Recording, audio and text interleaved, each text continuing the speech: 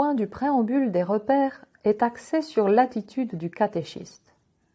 Puisque nous sommes dans une démarche selon une pédagogie d'initiation par immersion, il s'agit de faire vivre aux catéchisés différentes expériences qui construiront leur foi.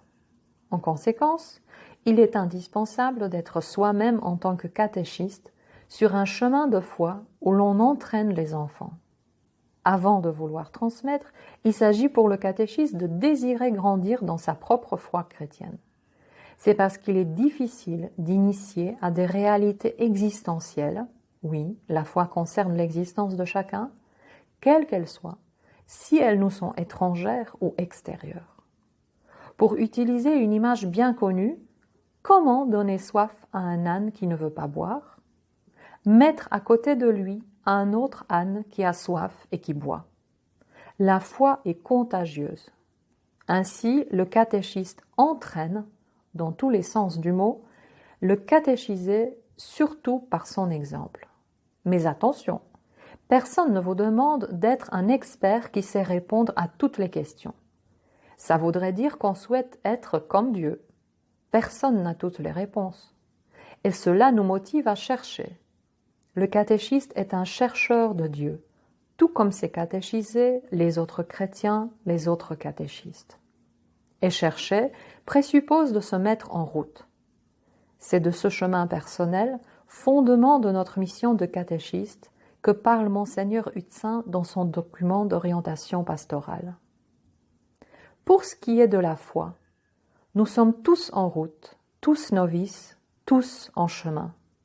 Accepter ce service ne veut donc pas dire, loin de là, qu'on serait celui ou celle qui a réponse à tout ou qui vivrait une sorte de perfection, nécessairement illusoire.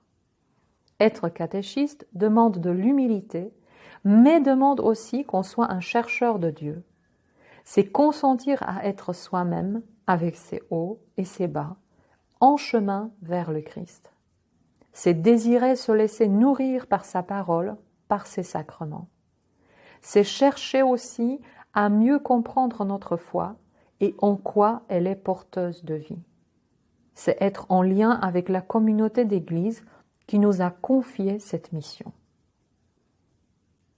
Le nouveau directoire pour la catéchèse affirme aussi que l'on ne doit pas penser aux catéchistes comme à des agents compétents dans différents domaines, mais avant tout comme à des personnes qui ont fait l'expérience de l'amour de Dieu et qui, pour cette seule raison, se mettent au service de l'annonce du royaume.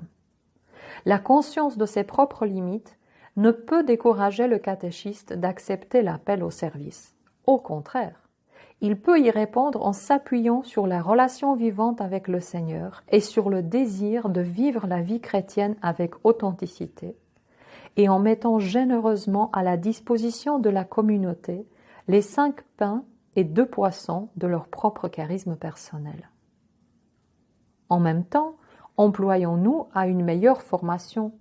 Notre imperfection ne doit pas être une excuse. Au contraire, la mission est un stimulant constant pour ne pas s'installer dans la médiocrité et pour continuer à grandir. Pour résumer, les mots-clés de l'attitude indispensable du catéchiste sont cheminer, avancer, être curieux, approfondir.